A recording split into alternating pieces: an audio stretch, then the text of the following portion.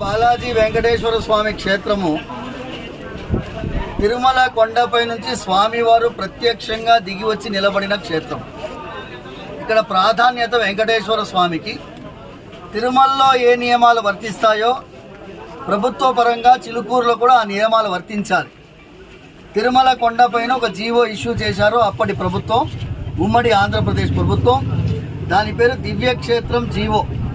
అంటే ఈ 2 కిలోమీటర్ రేడియస్లో కొత్తగా ఏ మత సంస్థ నిర్మాణం జరగడానికి వీల్లేదు.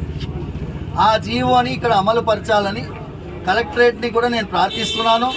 పోలీస్ యంత్రాంగం సహకరిస్తున్నది. అక్కడ నిర్మాణానికి ఏ ప్రయత్నము జరగకూడదు.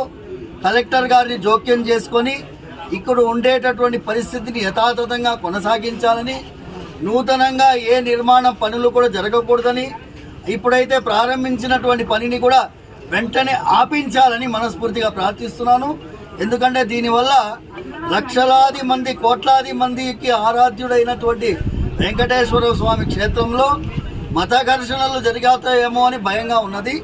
ఎందుకంటే యాంటీ సోషల్ ఎలిమెంట్స్ అంటే దీన్ని ఆసరాగా చేసుకొని ఒక మంచి సామరస్యమైన వాతావరణాన్ని పోగొట్టే ప్రయత్నం కొంతమంది జరిపే అవకాశం ఉంది. కాబట్టి ప్రభుత్వం చొరవ తీసుకోవాలని మనస్ఫూర్తిగా ప్రార్థిస్తూ, ఏ పరిస్థితి కూడా తలపెట్టకుండా, ఎమర్జెన్సీ సిచ్యువేషన్ క్రియేట్ కాకుండా అందరూ జాగ్రత్త పడాలని, అందరినీ సామరస్యంగా ఉండాలని ప్రార్థిస్తూ, మా సోదరులకు కూడా నేను చెప్తున్నాను, ఈ క్షేత్రాన్ని తిరుమల క్షేత్రంకు సమానమైనటువంటి చిలుకూరు బాలాజీ క్షేత్రం.